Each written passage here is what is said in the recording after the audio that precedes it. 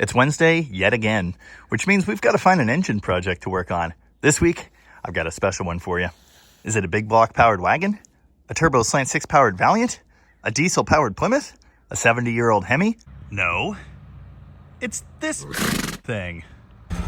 Okay. That doesn't sound particularly good. From Jasper with love. This just feels wrong.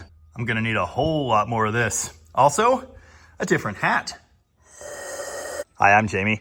This is Dead Mail Truck Garage, and this, of course, is the venerable yet terrible Chevy LLV mail truck delivery vehicle thing. Yes, I had to push the 57 back outside for this. I don't want to talk about it. Yes, I very much understand this is not a Dodge, and when I'm done with it, it will not be dead either. But it is quirky and weird, and given the recent rumors about the LLV's demise on the internet, I thought this would be the perfect time to finally do another video about these dang things. Of course, I described this as a Chevy LLV in the introduction, but that's not strictly correct either. These things were, of course, manufactured by Grumman Allied, but all the important parts are made by General Motors, and to find labor guide numbers and parts in the various catalogs, you have to look up a Chevy LLV, so that's good enough for me. I've been servicing these vehicles since the middle of 2020, when their fleet manager walked into my shop and said, "Have you ever serviced an LLV? Do you want to?" The local branch of the USPS came to my humble automotive repair shop with this request because literally no one else wanted to do it. Government agencies in general, unlike some customers, are well known for paying their bills, and I like that. I don't know what carrier generally drives this particular vehicle, but I do know I like them. The LLV, however, is pretty high on the list of things I do not like, and I have a lot of reasons for that.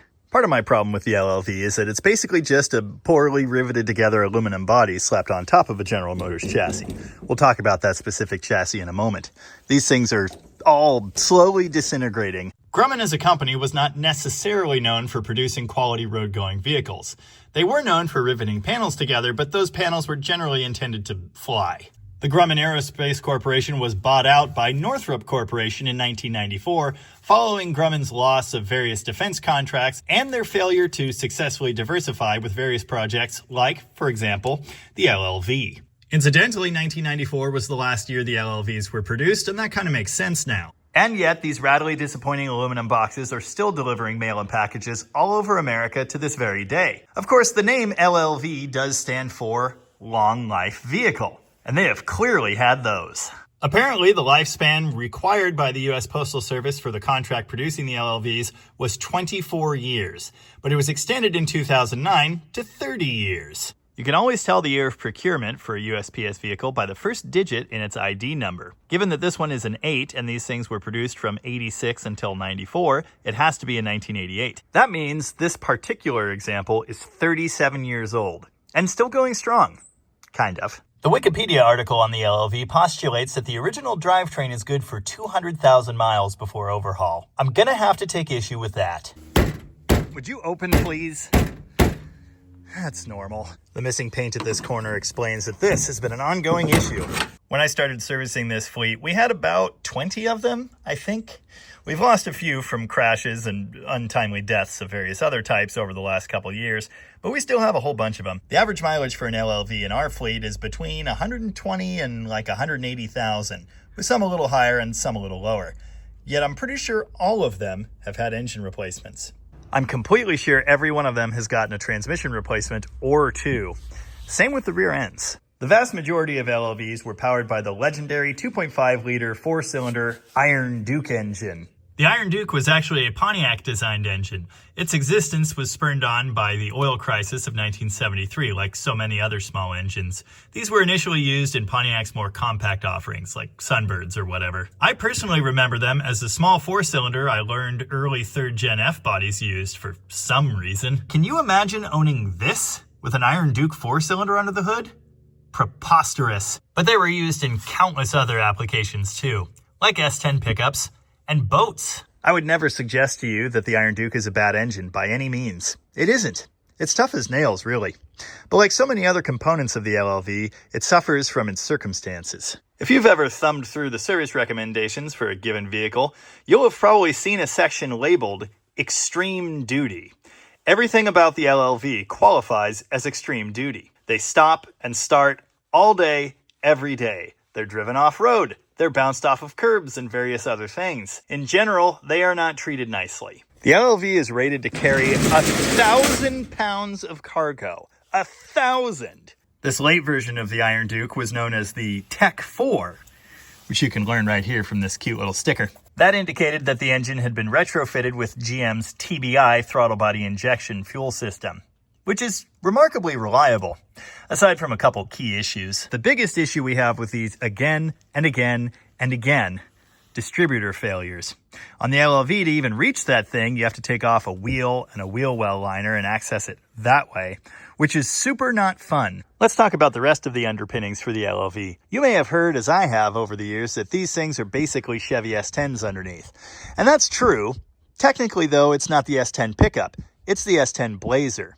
The early two-door Blazers are on a short 100.5-inch wheelbase, and the LLV uses that exact same wheelbase. So I'm pretty sure the chassis is basically one of those. Certainly there are some modifications, though. Unlike an S10 or a Blazer, these things have a distinctly different track width from front to back. They have this tapered nose in the front, yet the front wheels are tucked way inside of those fenders. Now, those S10 Blazers were produced in two-wheel drive and four-wheel drive. Reportedly, the track width, the measurement from the center of one front tire to the center of the other, of a two-wheel drive is 54.5 inches. I measured this one. It wasn't the most precise of things, but it was definitely in that neighborhood. As far as I understand, the suspension in the front is exactly the same. The track width in the back of a four-wheel drive S10 Blazer is reportedly 63 inches, and that appears to be what we have here. So I think all they did is take a two-wheel drive chassis and front suspension and slap a four-wheel drive axle in the back. I can only imagine this was done for stability when maximizing that 1,000-pound load capacity. The body was also sized to match that wider track width at the back. Clever engineering there. I think the main reason I hate these things is because I've been forced to deal with the same stupid issues again and again and again. I cannot tell you how many destroyed wheel bearings and spindles and ball joints and brake parts and tie rod ends and idler arms I have had to replace on these things. It's a lot. Anytime I do brakes on these things and install new calipers, I make sure to keep the old pins, because these break all the time, among other things. Although I don't do them anymore, I used to do the 6-month services on these trucks, and it is amazing how many times I would have a stack of the same pink inspection forms with the same issues found on like a dozen different trucks. The breakdown failures always seem to come in groups too. Distributors have been a very common issue, as I alluded to, and there have to have been years where I replaced like 10 of them. For 1993 and 94 production, the 2.5 Iron Duke was finally replaced by the 2.2-liter GM engine. Our local fleet is almost exclusively 1988 and 1989 models. Because of that, we have all Iron Dukes in the fleet. If you're not familiar with Jasper, the company, they are a well-known engine and transmission remanufacturer. But they've been under contract from USPS to produce all kinds of other things in addition to engines and transmissions for many years. Jasper actually has a complete LLV parts catalog. I can't tell you how many things I've gotten in Jasper packages for these trucks over the years. A year or two ago, we were told that Jasper was no longer going to have these remand engines available, and that as engines died in these LLVs, they would be put out to pasture where they probably belong. As you can see, that is no longer true, and there are some interesting reasons for that. Hey, that's my LLV video. If you spend any time on YouTube, you may well have heard that the Grumman LLV has finally reached the end of its mail delivery days. I assure you, that is not the case. The Postal Service is well aware that the LLV is long beyond its originally scheduled life, and they've been trying to replace them in the fleet for a very long time. Early efforts include this, the Ford/Utilimaster FFV, which looks a lot like an LLV, but is very, very different. There have been various other partial replacements for the LLV purchased in smaller numbers over the years. Here's one, the Dodge Caravan CV, a purpose-built version of the People Carrier. In more recent years, there was a version of the Mercedes-Benz Metris, specific for USPS use, which I absolutely hate, by the way. Everything's overcomplicated, everything's made of plastic, but from a service standpoint, I found one particularly heinous crime. These things, like most modern vehicles, use a big belly pan underneath. For the USPS spec version, the engine oil drain plug is nowhere near to the cutout for the engine oil drain plug, necessitating removing that entire belly pan. Guess what? They're really easy to break. Luckily, it turns out they're also really easy to cut a hole in. Yes, I did that in a brand new Metris, and I'd do it again. The Metris, like so many other USPS spec vehicles, has been discontinued. There's a limited number of Ford Transits. USPS has also procured a limited number of Ram ProMasters for mail and package delivery. You would think, as a hardcore Chrysler guy, I'd be a fan of these. But no, we have exactly one of them in the fleet, and on its very first day on the job, with the odometer reading in the double digits, the automatic transmission shifter simply stopped working. It had to be towed to a dealer, and not our local dealer because they won't touch these stupid things. It had to go an hour away for a complete shifter replacement. Brand new! And now we come to these awful things. This is the new LLV replacement produced by Oshkosh. These things are horrifying. It looks like a mechanized duck-billed platypus. It makes me sick to my stomach. It's so terrible. Why did anyone think this was a design worth pursuing? The word on the street is carriers actually like these things. And I do understand that from a certain standpoint. First, the visibility appears to be quite good. They also have air conditioning, which the LLV never had. They're extremely tall, which is really what makes them so ugly, but because of that, you can actually walk into the cab. That is a nice feature. They also have blind spot warnings, cameras, and other nice things that LLVs could never even dream of having. These things have been on the drawing board for like a decade now, and they are finally being produced in relatively limited numbers. Initially, they were supposed to be available as electric and hybrid vehicles. My understanding is that that's just not happening. Currently, they're gas-powered. There may or may not be ongoing litigation about that last point. Have I mentioned that these things are absolutely hideous? The Postal Service has tried to replace these aluminum boxes time and time again. Even now, in 2025, the rollout of the new replacement for this thing is not going well. And that is why these are still on the street. And they probably will be for a very long time. Speaking with the fleet manager for our local office today, he informed me they're now expecting to have LLVs on the street for another 5 years. At that point, the oldest ones will be almost 45 years old. For years now, I've thought the right thing to do with the LLVs would be to take them out back and shoot them. Seeing all the issues with the more modern vehicles, though, I don't think that anymore. I think these things are rugged, simple, and reliable enough that we need to keep them going. As you may have noticed, this one actually limped in under its own power today. It's not knocking or making any other horrible noises, but it's certainly not happy. Will, the service manager, is actually somewhat experienced in repair and diagnosis, and he threw a bunch of ignition parts at this thing, trying to figure out why 2 out of 4 cylinders were totally dead. Eventually, he did a compression check. Number 2 and number 3 are both sitting around 30 psi. I'm not going to perform that test myself, but I will do this. You could hear that distinct skip. Listening to an engine when cranking is such a great way to determine if you have a dead cylinder or 2. It's way easier than breaking out the compression gauge, and that's why I always do that. This is part of the firewall insulation. We're going to have to rip that out of there. You might hear 2 cylinders next to each other are dead and think, aha, blown head gasket. Apparently not, though. My brother happens to work at the only other repair shop that'll touch these things in town. He did a leak down check, and it seems both cylinders are losing that compression around exhaust valves. And you might be thinking at this point, Jamie, you lazy bastard, why don't you just replace those valves? Or replace the cylinder head in its entirety? In addition to its current predicament, this thing has had a years-long, well-documented oil consumption issue. We're pretty sure this thing is just tired, and it's time to replace it entirely. And that is why we're installing a long block engine from Jasper. As you can see, these things do come largely dressed. The valve cover's in place, the timing cover's in place, the oil pan is on. It does not have the balancer hub thingy. It doesn't have intake or exhaust manifolds. There are other accessories we're going to need, but it's most of an engine. I've noticed a few interesting things. Here's one now. There's a bunch of silicone just gooped all over stuff. Earlier Iron Dukes had the distributor forward mounted right here next to the filter adapter. These later engines have an added boss back here, and the distributor comes out at an angle. I don't know why they did that. I also don't know why Jasper didn't bother plugging it. Oh yeah, and there's silicone in there too. This is the tappet cover, or side cover.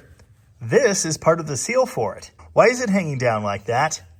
Not sure. It does feel like there's some rubber up in there. Goopy mess everywhere. Apparently over-torquing the flex plate flywheel bolts can crack the sealing surface of the crankshaft. Good to know. I've definitely never sent those home with an impact gun. Valve cover leaks are super common on these engines. We see that all the time. I noticed this one just has the little individual hold down and spreaders instead of the big clamping piece that a lot of them have around the entire cover. This is cool. It's a Jasper branded gasket kit that comes with everything else you need to complete the assembly. It's apparently from Felpra. I've successfully yammered on long enough that the sun is gone and this truck is cooled to the point I can disassemble it. I'm going to tidy a couple things in the shop, get the engine picker in position, and we'll pull this thing in for disassembly. Future engine swap? No. These things are always gutless. I do kind of wish we'd done a before drive of it on 2 cylinders. Because there are so few of these things in civilian hands, and the ones that are in civilian hands all seem to end up with LS swaps, that can't be too hard to do since it's just an S10.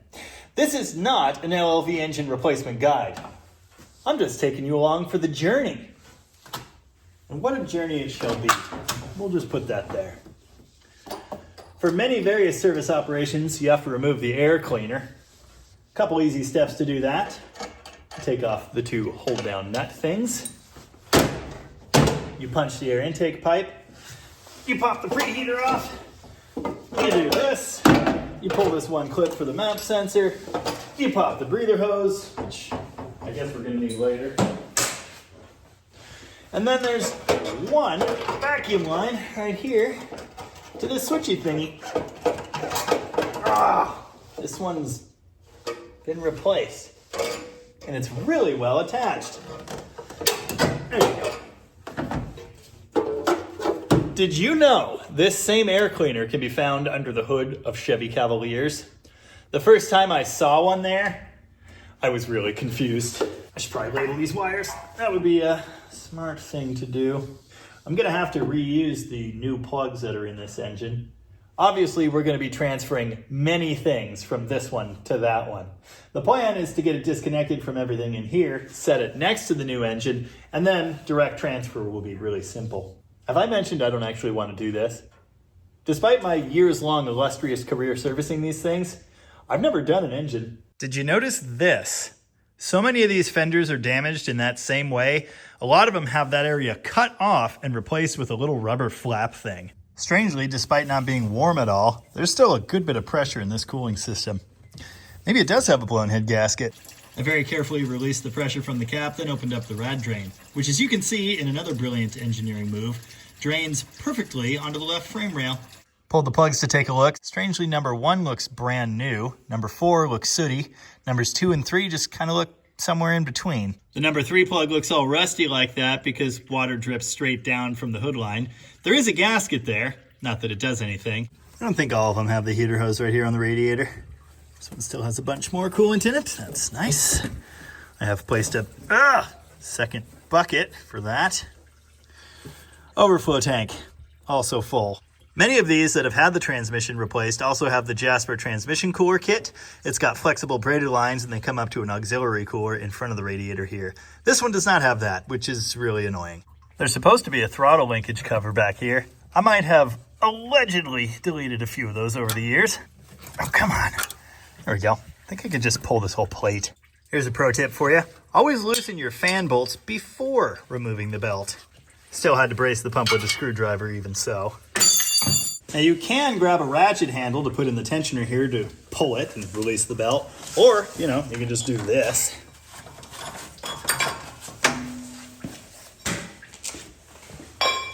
It does wedge the belt here sometimes. I love these snap-on magnetic socket holders. Annoyingly, because these things are made out of aluminum, there aren't many convenient places to stick them. The air cleaner works, or that. It's a while later and we're really digging a hole now. I got the radiator out. The lower hose was annoying, not as crispy as the upper. I guess we are going to get new hoses for this. Got the transmission lines off. Strangely, no fluid leaked out. I should note this thing does have an auxiliary transmission cooler, but it still has the factory type steel lines that go into the radiator as well. The flexible ones usually bypass the radiator and go straight to that. The accessory mounting brackets are off. I had to pull the alternator off. It's actually unwired and everything. Battery positive is disconnected. The alternator mounting bracket is gone. It also has the tensioner mounted at the bottom. It's held in with 4 15 mil fasteners, 2 nuts on studs at the top, 2 bolts down there. The power steering is just kind of chilling over here. I think this is an evap line. It just pops off the metal here. Might have bent that slightly. I'll be transferring the plugs, the wires, and these plug wire hold downs over to the new engine. They slide onto these little tip things on the valve cover. There you go. I did get the throttle thingy loose. I need it to sit somewhere. Maybe there. A firewall ground and a bunch of other small ones that are very crispy connect to this stud. That should unclip somehow. This connector's all melted and horrible. I got it out, but at what cost? As I'm going, where possible, I'm putting the fasteners right back where they came from. That's something else we'll transfer over to the new engine when we get these next to each other. Turns out there's another broken wiring clip down here on the coil. I think I might have actually done that. Pretty sure I installed this zip tie too. O2 is unplugged, all the wiring is wiggled back that way. Pulled the fuel lines, huffed a bunch of gas. I think at this point we can go up in the air. I'm gonna try and remove this lower shroud, drain the oil, pull the filter, do all the transmission things, and then we'll move on. Oh good, this transmission leaks from everywhere. I may not have done an engine in one of these before, but I've done countless transmission and flex plate replacement jobs. So I do know the ins and outs of getting this stuff dropped real quick. You've got a bell housing shield guard thingy. Those are 10 mil bolts. You've got your 3 torque converter bolts. I think those are 17 mil. Maybe they're 15 like everything else. The starter, which is covered in coolant for some reason, is just like every other Chevy starter. You loosen those 2 bolts and it falls right out of there. There's an additional ground wire right there for some reason. That is super dumb. Obviously, we'll have to undo the bell housing bolts. 2 of them are blocked by the body, so that won't be the most fun. The rest I can get with an extension from down here. Exhaust is loose, although it's still firmly attached here. I got the plate off, but there's yet another thing that's much harder with the solid transmission line still in place. It's bending itself as it comes out. There you go. Torque converter looks nice and new. Access the bolts through here with some kind of electric impact tool, carefully. Got the lower section of the shroud loosened. Why you have to do that from underneath, I don't know. Pulling the flex plate bolts, the first 2 didn't even slow the impact down. Yeah, nothing. I mean, it didn't seem like it was moving around at all. This drain plug's like half cross-threaded or something. Got it though. Woohoo! Bell housing's unbolted. The top 2 were a giant pain, but I did get them. You have to get the top right one so you can wiggle the dipstick tube a little bit to get that one. Oh, I did also stick a ratchet strap across under the bell housing of the transmission. Hopefully that'll keep this thing from doing a nosedive when the engine is slid out. Got the other wiring unclipped and pulled out of the way. I'm getting the main ground cable bolt through here. Nice. I don't know what I'm forgetting under there. Gotta be something. Well, I might have gotten this a little crooked on the lift. We're not gonna worry about that. I did get that goofy ground and a clip holding wiring right there, so all that's loose. I got the vacuum line down to the transmission modulator off and the brake booster hose. So I think, unless I'm forgetting anything, which is likely, this thing is ready to move. One problem, and you might have caught it already. I don't think that fits through here. Maybe if you turned it sideways. Maybe.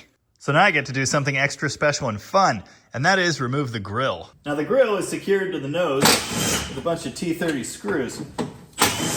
You might notice this thing has crashed into something, and it's curved in at both sides. Funny enough, because the grill panel is bent, it's gonna mess up the headlight alignment. For whatever reason, there are 2 tiny torque screws in here. Oh, this side's really bad. 20s. Oh, cool, they've got nuts on the back side. You think they'd be annoyed if I just accidentally left some of these fasteners off? Woo.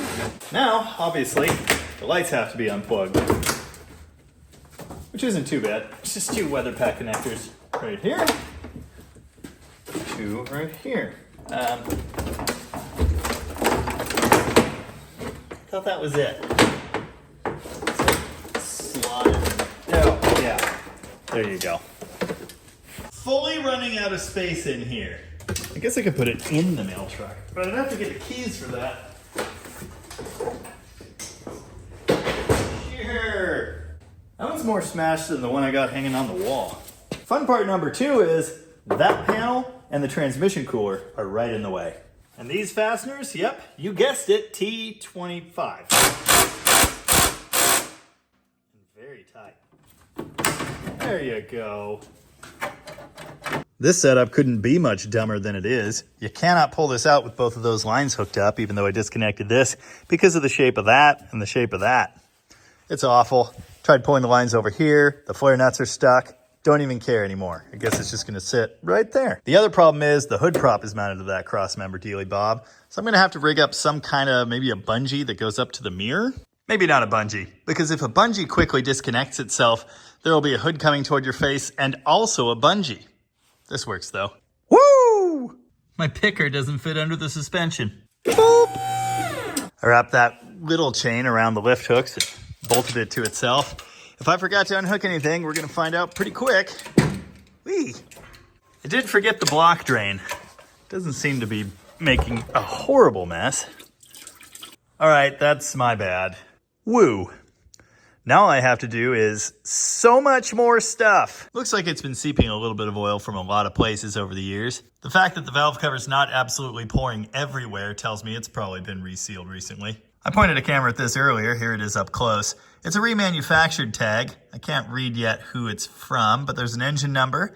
It definitely says bores or 30 thou over. There's a date here, 11/18/99. So this thing got a brand new engine when it was only 11 years old. I wiped it off carefully. I can just make out remanufactured for General Motors in USA. Interesting. So now the swapping begins. The water pump is not being reused. We've got a fresh one of those. We need the water neck off the head. We need this hose, of course. It's going to come off attached to the intake manifold.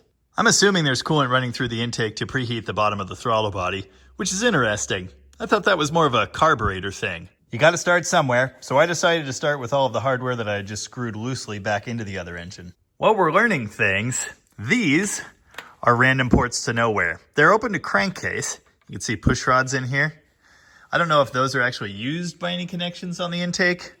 You've got your actual intake ports, 4 of them. You've got an exhaust crossover port right here. You can see the light shines through 2 exhaust ports on the other side. That would be there to feed the EGR valve, which is also mounted to the intake manifold. But what about these? I don't know if these are actually open into coolant. This is such a weird layout. Almost seems like something Ford would come up with. Here's another neat feature commonly seen on these LLVs. See the metal shavings? They're from the flex plate teeth. With the flex plate unbolted, you can see how terrible this really is. This is so common. Isn't that pattern nifty? How it focuses in that one area? Typically, when you shut an engine off, it's going to land in the same place again and again and again. Or maybe one of a couple places. It has always seemed pretty obvious to me, looking at this damage pattern, that it's an issue of the starter not fully engaging the ring gear. Now this one looks like it actually was over halfway, but many of them will make no contact at all with like a third of these teeth gone. This truck had been on the list for a flex plate replacement for quite some time. I think I've done like 5 or 6 of those this year. What do you think my chances of getting any of these off are? I'm thinking low. I hit them all very carefully with the impact, and they backed out. Matter of fact, that bottom one wasn't even tight. This socket removed that. Thanks, Snap-on. Uh-oh. Loosening bolts on the manifold now. But when I loosened that one, this front section sprang back. And I'll bet you this back is going to do the same thing. Yeah. I've seen this exact issue before. Incidentally, it was on a TBI Chevy 350. It had a similar design Y manifold like this with no part connecting these different sections. And when loosening the bolts, it sprang. This means one of 2 things. 1, we need a new manifold. Or 2, if I can't get all the bolts started, I'm going to have to like grind stuff. Speaking of not straight things, I'm a little worried about this. Those 2 bolts are tight, and there's a big gap right here. If this piece was cast or aluminum, it would be breaking as I do that. I don't know if this is due to a difference in the pad heights here. It did seem to kind of bend up as I loosened that one. Maybe it's fine. Or maybe the through bolt will never line up again in a million years. They included 2 different exhaust manifold gaskets. That's the factory shim type. That's what we took off. Then there's this kind of crush material one. I don't know that it's going to do us a whole lot of good with that warped manifold, but I don't know. Maybe it's better. Yay! That bolt barely went in. It rubbed all the way down. I pulled the distributor and found evidence my brother has been here. GM oil pressure switches require a special stupid socket. It's 1 1/16 hex size, but it has rounded corners like this. It sure would be awesome to leave this entire mess together and just transfer it as one. Unfortunately, that ain't gonna work. because the PCV line is bolted down solid. It blocks an intake bolt. The evap line goes all the way around the front of the engine. It's bolted here as well as here. I kind of have to take it all apart just to get to the bolts. And then, of course, we've got the fuel lines, which wrap all the way around and under the intake. And back here, there's also a support bracket for that. Maybe I can leave those on. Not while it's hanging by this chain, though. Everything's going so well, I had to find something to go not well. I broke this stupid plastic breather elbow just trying to get it free of the grommet. It's a very tight fit. I'll have that tomorrow, which will also be the time we do the rest of these things. I'm hungry. As usual, because I'm so great at planning, I had exactly today and tomorrow to finish this entire project. I'm sure that'll go well. Spooky. It's the next day, and this little plastic guy has magically appeared. Maybe I can install it without breaking it. As you might imagine, the post office keeps all kinds of spare odds and ends on the shelf to keep these things going. Ah, it peed on me. Apparently the thermostat isn't a tight fit. You may have noticed a port shape difference between the two exhaust manifold gaskets I was looking at yesterday. I used the wrong one, but I'm hoping it'll work anyway. I bring that up because there are also 3 versions of the intake gasket for this thing. I'll try to use the one that's actually right, I guess. I've got the water neck mounted on the head now. I'm replacing the thermostat. They did give me a new one. Obviously, we've got to reseal this as well. Leaks from this are super common, so I'm actually coming through and filing these to make sure they're not total garbage. Pulling the water pump bolts now. Obviously, I've got a new pump, but I still need the fasteners. These bottom 2 bolts go into coolant, so we'll be sealing the threads on those. This one and this one are blind. I just happened to notice this head bolt hole goes into water right there. You can see the very end of the threads. Isn't that neat? Finally pulled the block drain before setting this thing down to pull the intake and such. It was a square drive, 1/4 inch, for some reason. It did come out. They don't always do that. Notice there's just a little drip currently. A lot of the time, you'll have to do this to get a drain plug hole to actually flow coolant. I don't know why that is, but it's pretty universal. It would be hard to imagine a more stark juxtaposition than the eccentric optimism of a blown 426 Hemi next to the disappointing austerity of the 2.5. Well, I could imagine at least one better. So many things on this engine were just not tight at all. Like this totally cooked and ruined temp sensor, for example. Almost ready to pull the intake finally. Really annoying to get to the middle 2 bolts. You can't get them this way with a socket like the rest of them. I transferred over these support brackets. This is what the wiring and the fuel lines clip onto. I think I mentioned how dangerous having just an open distributor hole is right here. I didn't drop anything down it, but I thought about it. I think it can come off with everything still attached to it. See these studs in the bottom of the manifold? The other engine does not have that. It has bolts. These intake bolt holes go into crankcase. And I'm thinking they were having issues with oil leaking out of these. So the new engine just comes with pre-installed studs and nuts to match. That means these 2 bolts are extra. Slowly but surely. I did not have to remove the EGR valve. I didn't have to touch the throttle body. Disturbing as little as possible is great. As always though, if something's actually in your way, just take it off. This fella, we're just holding a random support bracket that does nothing as well. Lift, and pivot, and there you go. One iron Duke intake fuel line vacuum mess assembly. And it's peeing on the floor. It's aluminum, so it's not like this thing's very heavy. It's just awkward with all the stuff hanging off it. It's also very grimy. And if I cared a little bit more, I'd probably do something about that. I realize now those middle voids go to nowhere. The gasket doesn't seal them or anything. 2 of the new gaskets have the same shape of exhaust hole in the middle. This one does not.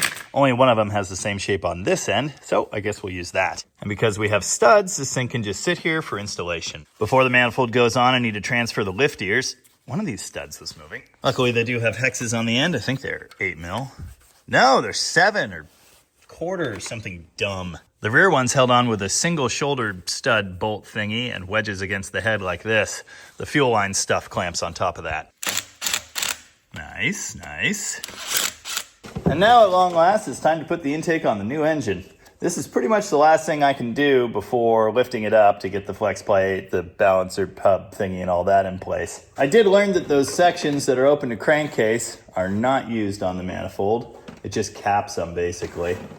How did I do this? This should go like this-ish, and then this should swing to here-ish, and then it should do that. and then it's home. A brackety thingy. It's over here. One leg of it's on that stud now. Bolt here. And then our shiny new nuts. Almost everything on the manifold's 10 mil. The new end nuts, I think, are 13 probably. Okay, I think all of that's in place. All the hardware's torqued down. The support bits are good. I did get all of this reorganized. Vacuum lines are all hooked back up where they go. Map sensor, of course, is just sitting there because it mounts on the air cleaner. But everything else is solid. PCV is in. That line that runs to the charcoal canister has its support redone. I think we're good. This thing came without a timing tab, so I had to transfer that over. You know, it said not to torque the flex plate bolts with an impact. It didn't say anything about this guy. Woo! I needed the balancer in place so I could do several things. One of those is holding the bolt on the balancer while I torque these flex plate bolts. I don't know what the spec is, so I made one up. That's about right. There's actually a torque chart out there for fasteners of a given size, and you could just refer to that. I prefer to just use experience and a random guess, though. The next thing I needed this in place for was to find TDC so I can install the distributor. We're looking for TDC, that's top dead center for cylinder 1, which is this one. The plugs are out. I'm going to jam my finger in the hole as I crank the engine here. Hear the rushing air? It just so happens that I already had this just coming up on TDC 1. Getting close. You can see the mark. Where is 0? 0's right there. I'm going to go for 8. Sure, I like 8. We'll install the distributor with the rotor pointing at number 1 and the little reluctor wheel lined up to fire that cylinder, and then we'll be good to go. Most people watching this understand why you need to do the whoosh check, but in case you don't, that is because this is a 4-stroke engine. That means the number 1 piston comes up once with compression and once without compression as it's exhausting gases out the exhaust manifold. If you point the rotor at number 1 on the exhaust stroke, you're not going to have combustion, and that's going to be a problem. Well, you may have combustion, but it'll be blasting out of all kinds of interesting places and not actually doing any useful work. I didn't actually take a picture of the distributor position before I removed it, which was kind of dumb, but I happen to know the module faces downward, which means these funky flat spots on the distributor need to point downward. I know these things are never installed perfectly straight. It's usually a bit of an angle like this. I know that number 1 plug wire is that position, which I've marked because I marked all the plug wires. Also, it's the longest. And obviously, the plug wires were going off that way, so that seems about right. Like all of these geared type distributors, you have to point the rotor off from where you want it a little bit before you stab it in there. Then as it goes in and the gears mesh, the rotor is going to turn backwards. That's what I did. It took me 2 tries to get the rotor to point right here. Looking at our cap again, that's right where number 1 is. You could see the body ended up at that jaunty angle, so that seems about right to me. I've got the reluctor teeth lined up almost perfectly. So this should be the position that fires cylinder 1. Obviously, once this thing is running, we'll have to verify the timing. I got to look in the book and see what the base spec is. Typical TBI V8s, you time at 0 degrees and then the computer takes over from there. But I think these actually get like 10. Obviously, I pulled the cap and wires and plugs before removing the old engine, but I've decided that wasn't necessary and it's way easier if I just install it all now. Why'd I put the dead engine right in the way? I think this is ready. I think everything important is transferred over, it's timed, etc. So now I'm going to drop it in. And this should be relatively straightforward. It should go in just as easy as it came out, except the transmission there. See, I'm going to have to get that nub guy into the back of this crankshaft, and that could be a little tricky. The engine's going to come in at an angle, and the transmission, although it does have a strap in place, is going to be at a bit of a down angle. So we'll have to raise that up and get the two to join. Anyway, I'm going to slide this thing in there first and see if it's just magically close enough. I doubt it. Someone got this nice new engine all nasty. Now we can swing the picker over gently. Carefully. There you go. Luckily this picker's got 4-wheel steering. It doesn't tend to like going straight. Remember that one time I opened this valve too fast and dropped a slant 6 on a Barracuda radiator support? That was funny. Well, I don't really have the engine angle right either. It's nose down right now. Oh. Ow! I hit my head. There's going to be a lot of that. Okay. least in the neighborhood. Exhaust pipe's right in the way of everything. I could have taken that pipe out. Didn't feel like it. Okay, starting to hit all the stuff. I hear a mail truck. That's funny. Please hold. Carefully. It's a while later because I had to diagnose a weird running issue with another LLV, a 93, which incidentally still has this engine. Didn't even know we had a 93. Anyway, while the fleet manager was here, I did have him help me line up the transmission and engine. As you can see, it is now sitting in there. Had to put the world's crappiest floor jack and a couple blocks under the transmission and lift it up. Again, the issue is that nub on the converter has to go into the back of the crank. And because the engine mounts are in the way, the engine has to be up yay high at an angle. The transmission's also going to be raised up at an angle. It's a whole lot easier coming out than going back in. Something really stupid happened while we were messing with that. The dipstick ended up wedged with its support bracket in front of the transmission. Really glad I caught that. And this thing, which was hovering perfectly right in that position, somehow fell all the way down and ended up broken when the transmission crushed it into the firewall. I did find the little piece. I'm going to have to glue that back on. But it's in there. It's sitting on its mounts properly, and it's kind of crooked. There isn't much I can do about that. I could try and loosen the mounts from the frame and twist the whole thing, but ultimately it's not going to do much. They almost always sit crooked, very much like this. I pried it over a little bit. I pried up on this bracket. Yeah, nothing really works. So I'm going to bolt it down and send it, as the kids are saying. First, I'm going to have some lunch, though. I think I earned it. The last of the Thanksgiving cider. Sad times. It's a while later, and pretty much all the underneath stuff is done. The bell housing is bolted tight. The torque converter flex plate bolts are torqued. The shield thingy is on. Engine mount through bolts are in, also torqued. Wiring is kind of near where it goes. The exhaust is connected and tight. I thankfully noticed that the GM style donut gasket thingy that goes between the manifold and the pipe flange had fallen out and rolled under the truck. Ground's reattached to the block, starter's back in place. That was actually the most obnoxious part of all of this, I think. Oh, I did connect the fuel lines. That was really easy from underneath too. Now all I need to do is the rest of it. Quickly running out of daylight, so I'm hurtling towards the finish line. The accessories are all on. The heater hoses are here. That one's screwed down to the thing. New lower hose is in. All of the connections to go back into the radiator are in place. Vacuum line, random wires. I'm about to reattach that coil connection that's broken. Alternator's wired. I'm going to leave this off to burp the cooling system quickly, and then we'll connect that last. Yeah, almost all the things are ready, I think. I did as much as I could before putting this junk back in the way, but now the crossbar is there, the cooler is here, it's plumbed back in.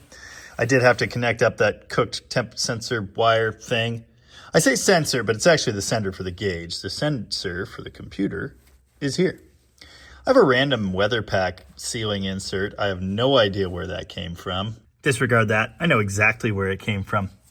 Interesting random fact. The injector on this thing is wired directly to the computer plug. It goes up through here through this rubber sealy thingy. There's nowhere else to disconnect that. You have to pull the gasket and slide the rubber out to get this off. Hey, how much coolant was I supposed to fling out of this overflow hose directly into my left eye? Anyway, radiator's installed, new hoses, everything's all tight and pretty except this guy still.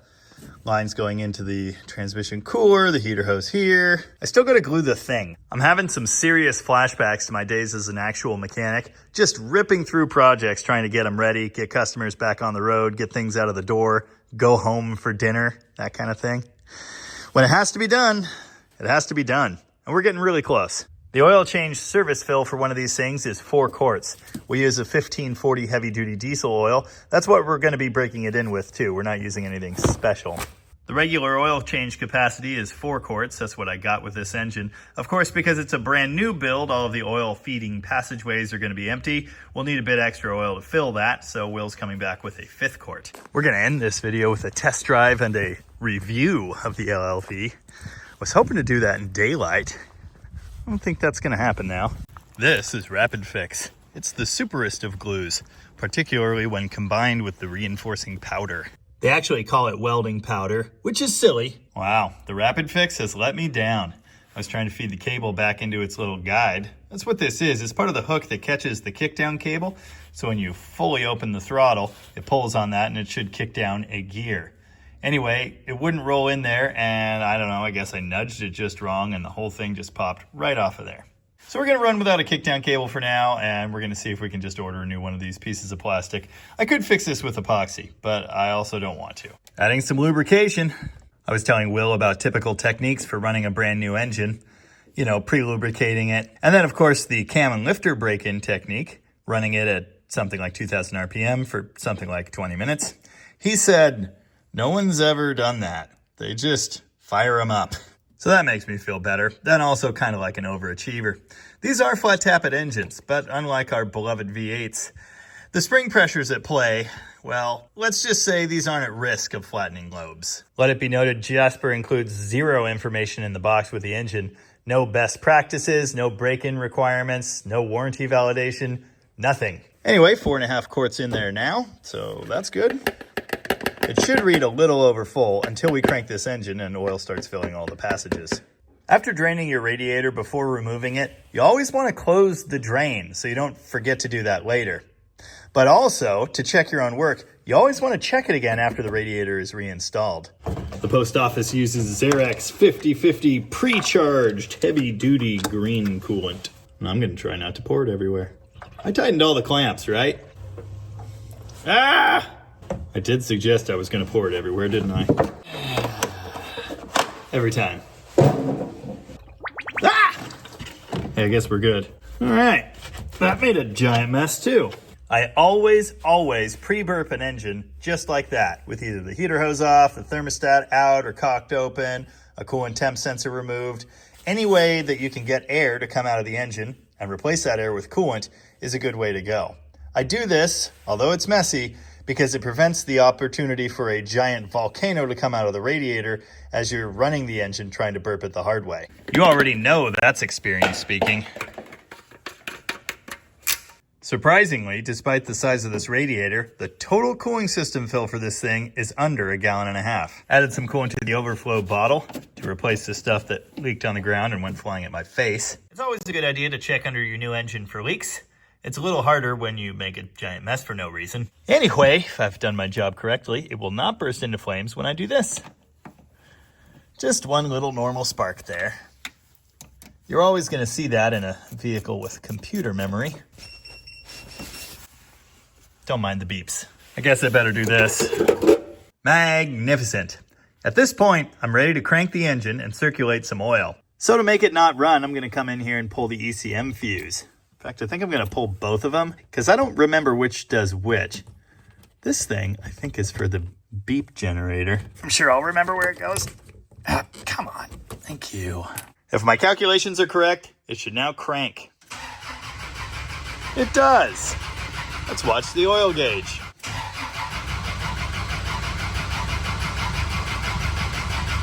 There it goes. Wow, 60 pounds. Which is probably a lie.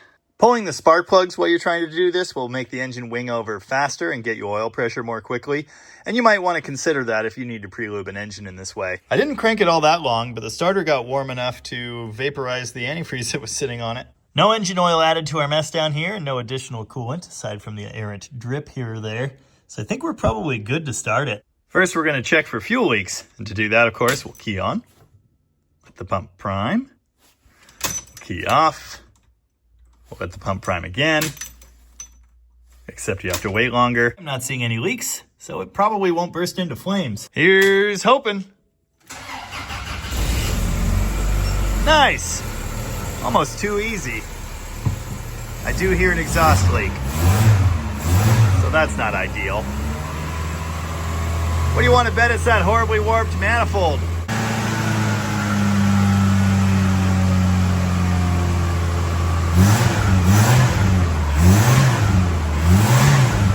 Okay, I'd like to back it out now. Stinky things are happening.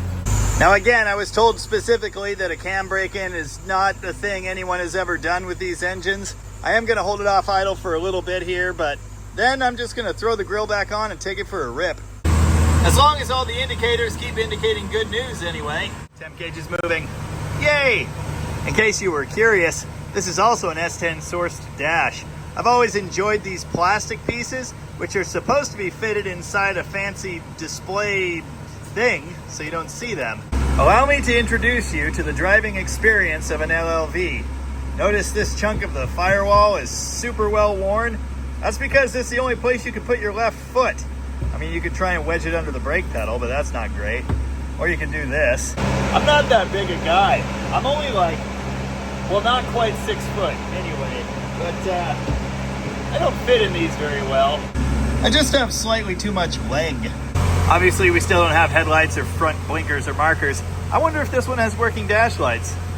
Oh, it does. That's nice. All right, I'm bored. I'm sure I mentioned that these things don't have AC, but they do have a random fan mounted on the dash. There is a heater and defroster, if you could call it that. It doesn't really do much for the driver. The defrost works well enough. Well, this one doesn't. Nothing's on fire. Yay! The leak is not from the warped manifold surface at all. It's from that donut gasket. I might need to try and reseat it or torque the bolts down extra hard or something. Or it just needs to be replaced. Also, they might have built this one too good. You're not going to be able to see it, but that stupid donut gasket slipped partway out of the manifold as the two were coming together.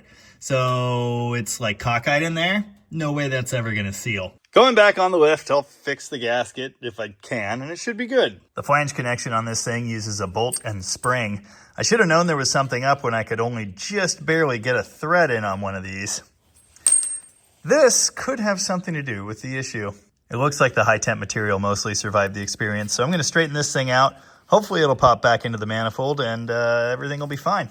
Much, much better, but actually, I still hear a slight leak down there. Not much I can do about it now. At this point, there's not much else to do but put this thingy back on.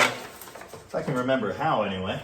It just like sits in this slot. Ooh, and has to go under both sides. Yeah, there it goes. Hopefully you can't reverse these plugs. I mean, those wires are color-coded. I'm sure that's right. It would be funny if you turned on your blinker and the headlight flashed. I just remembered how badly wrecked this thing is. Yeah. Sure. That should be not headlights. That should be headlights. Yay! Now I just have to put all these stupid screws back in. And then we'll be somebody. If any of the screw holes would line up. Cannot walk in here. Sometimes, carefully using a Phillips screwdriver in a bolt hole can align apart. This is going to take a bit. As bent as everything is over here, installing the grill didn't necessarily go well, but it did go. And that means, at long last, it's time to drive an LLV. Yeah, you can't actually just do that.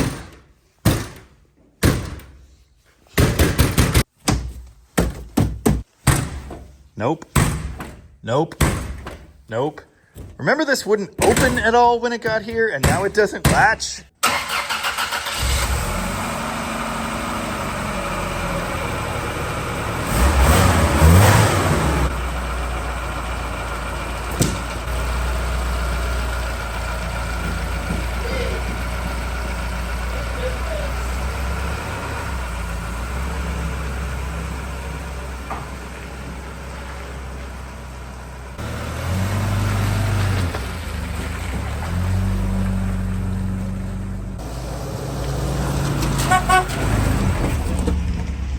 So, what's it like to drive an LLV? In a word, bad. In a few more words, not good at all. They don't handle nicely. None of them go straight. They eat tires. The brakes are either terrible or overactive, like this one. Even when the Iron Duke is fresh, well, the power is a little underwhelming. I never check the timing. We'll do that, but it probably won't help. Why is it not shifting?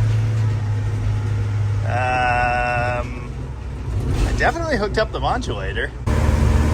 Maybe the kickdown's stuck out. Is that third now? I can't actually tell. Here's this story. This one time, many years ago, I test drove an LLV down the street. I told Will, the fleet manager, hey, I noticed above 40 miles an hour, this one kind of vibrates. He said, what were you doing driving it above 40 miles an hour? These are the high beams, by the way. I know they look kind of decent in the phone. That is a trick. Mostly because of the bent grill panel, the lights are hitting the ground right ahead of me. Everything squeaks, everything rattles.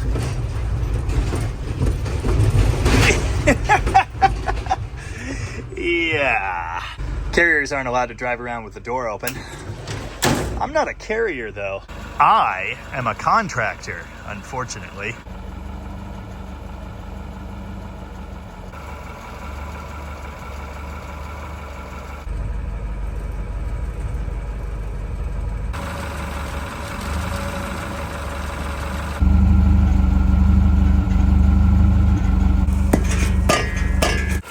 Kickdown wasn't stuck. I don't know what that's about.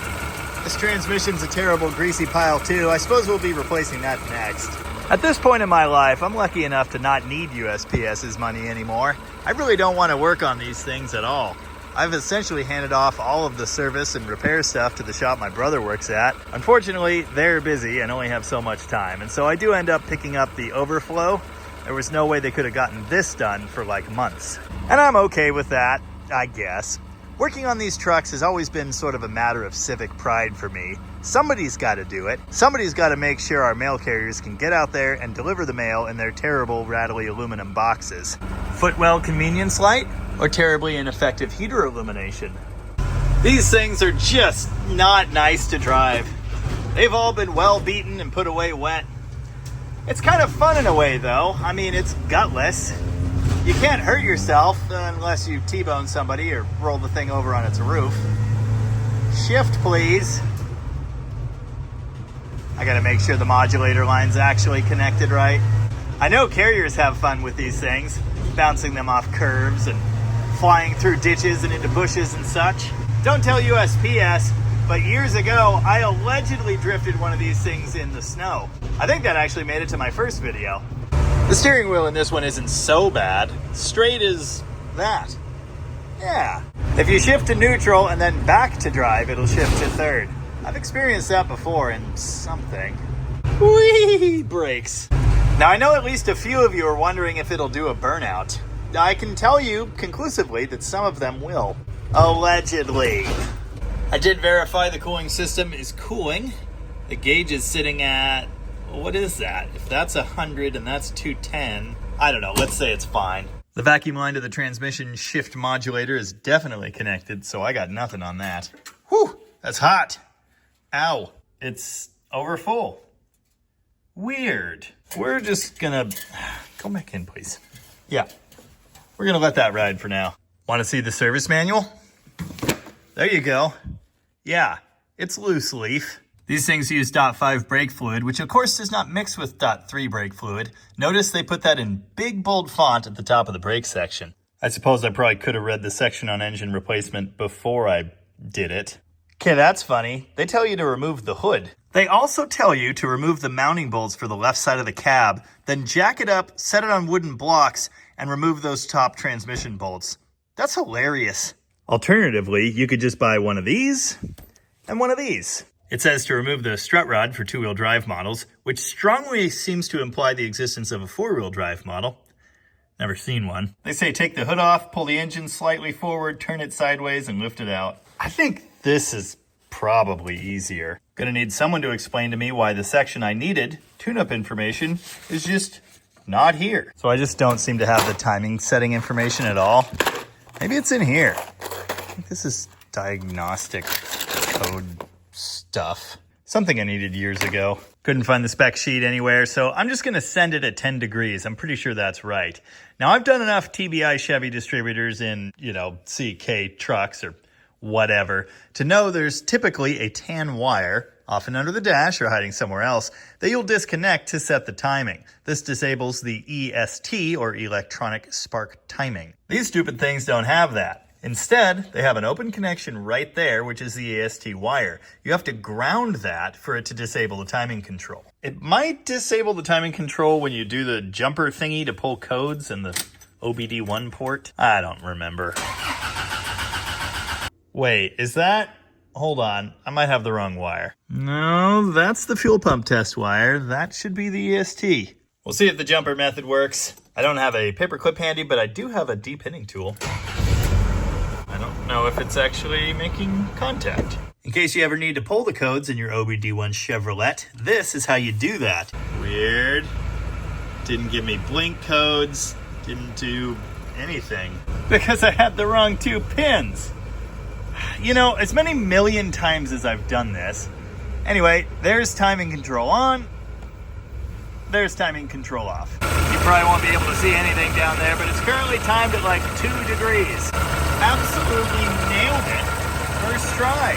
Oh, in case you were wondering why I didn't just get the timing spec off the emissions and tune-up sticker, it doesn't exist anymore on this one. Okay.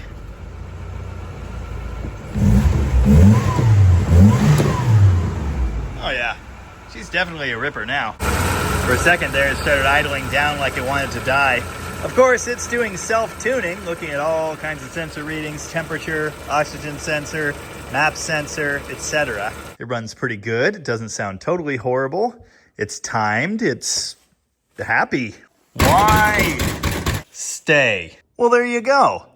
That wasn't so bad. It wasn't fun, but it wasn't so bad. I know I bagged on these things quite a bit in this video, but the truth is, they're pretty great. They're simple, they're reliable, and apparently they will continue to go forever. We will never see the likes of these vehicles again. Probably. The world is a complicated place. There are a lot of reasons why cars today are not like this.